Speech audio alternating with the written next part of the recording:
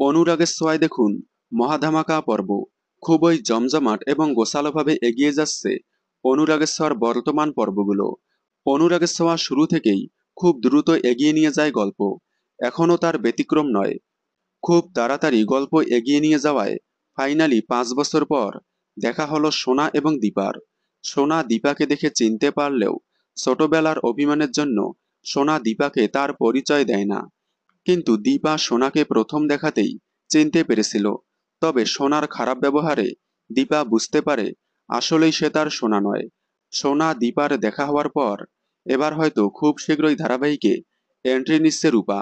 তবে রূপার ভূমিকায় কোন অভিনেত্রীকে দেখা যাবে তা এখনো ফাইনালভাবে বলা যাচ্ছে না।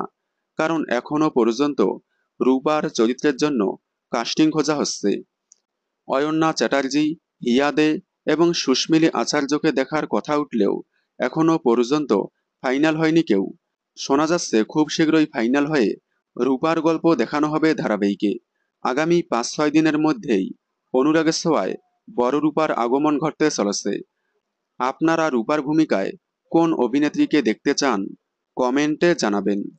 বাংলা বিনোদনের সকল আপডেট সবার আগে পেতে চ্যানেলটি সাবস্ক্রাইব করে পাশে থাকা বেল আইকনটি বাজিয়ে দিন। ধন্যবাদ।